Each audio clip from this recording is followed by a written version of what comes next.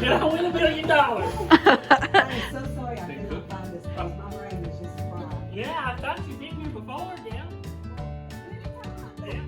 We wanted to tell you and your staff thank you, because we know that EMS does not get the recognition oftentimes for the long hours and the hard work that you do.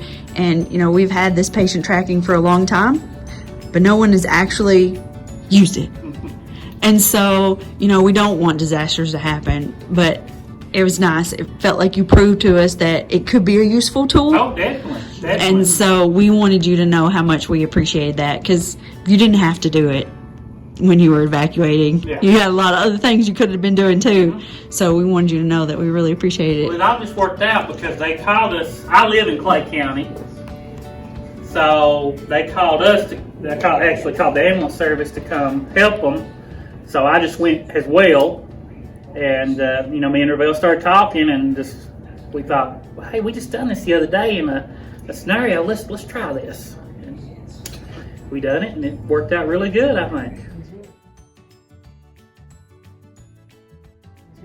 So do you think it added on a lot of extra time? No, or it was as long as easy if and you've fast? got one person that can handle that, if you've got one person that can do the tags, one person that can handle the scanning and entering, and then somebody at the hospital, I think you're fine. Because that's what I was doing. The staff was filling out the tags, the nursing home staff was filling out the tags, and then as they was bringing them out the door, I was scanning them and entering the information in. Be able to come back here and look at the dashboard and see everything that you have Gail had shared it with me, I believe, that day. I wasn't real familiar how to do that, but and you know, me and Ravel said, well, there's really not going to be probably anybody at the hospital, but hey, let's do this so we know where they're going. Mm-hmm. Because we had people going to Hyden, people going to London, people going to Manchester to help, you know, keep track and try it out. Since we'd just done it, we'd literally been in a scenario. A month before we did Yeah. our medical response surge exercise. It worked out great. That's Jamey's first exposure, really. Yeah.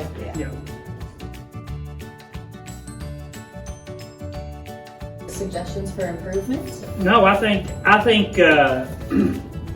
it's a great way, a great asset for us to track patients. There might be, you know, just on down in there when you have to put in some of that patient information.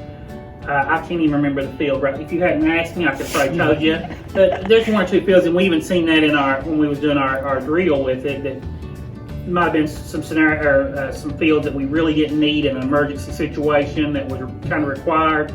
So that's the only thing. But I mean, it worked out, and we had time. We wasn't, you know, it wasn't like you had.